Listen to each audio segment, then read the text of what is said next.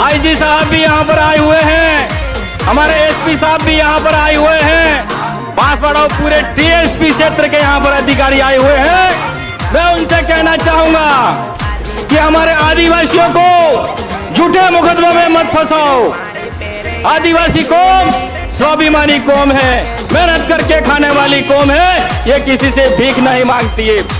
आदिवासियों की संस्कृति है, आदिवासियों की परंपरा है। हमारे बाप दादा हमारा सीरा पूछते हैं, हमारे घर में 1 बोतल 2 बोतल देसी महुए की शराब रहती है, उसको आप ले जाकर 10 बोतल शराब बना देते हो। जो ठेके से ले जाता है 1 पेटी, उसकी 5 पेटी का उसका मुकदमा ठोक देते हो। मैं आईजी साहब से कहना चाहूंगा, संभाग के आयुक्त बैठे हैं, कलेक्टर साहब बैठे हैं और एसपी साहब बैठे हैं। मैं कहना चाहूंगा आदिवासियों के खिलाफ जितने भी झूठे मुकदमे किए हैं उनको आप वापस लीजिए। और झूठे मुकदमे आदिवासियों पे नहीं होने चाहिए, नहीं तो मैं ये आंदोलन करूंगा और सरकार से मांग करूंगा ऐसे भ्रष्ट अधिकारियों को यहाँ टीएसपी में रहने की जरूरत नहीं।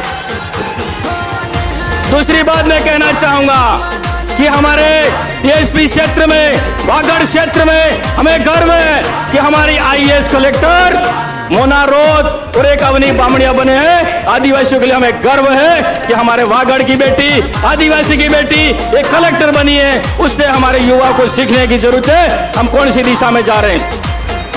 मैं आप सबसे आदिवासी दिवस पर एक दूसरा हमारा त्योहार होली, दिवाली, रक्षाबंधन जैसा त्योहार आता है, सब मिलजुल कर बनाए। हम सब एक हैं, जैसे बात करते हैं एक तीर एक समान, तो हम बिल्कुल संगठित में रहेंगे तो हमारी हर मांग पूरी होगी, भले चाहे कोई भी सरकार आए। लेकिन आदिवासियों को एक होने की जरूरत है। और मैं मांग करूंगा कि हमारे युवा साथियों को आप ऐसा लक्ष्य बनाए कि मुझे एकलव्य बनना है। एकलव्य का कोई गुरु नहीं था, उसने गुरु द्रोणाचार्य की मूर्ति बनाकर और गुरु द्रोणाचार्य के जो कुत्ता आ रहा था उसको डिस्टर्ब कर रहा था, तो उसने शब्द बाण ऐसे छोड़े, उस कुत्ते का मुंह बंद कर दिया। हम वो उस कौम के हैं, हम राणा पूंजा की कौम के हैं, एकलव्य भील की कौम है। हमको कोई हरा नहीं सकता, हमको कोई झुका नहीं सकता।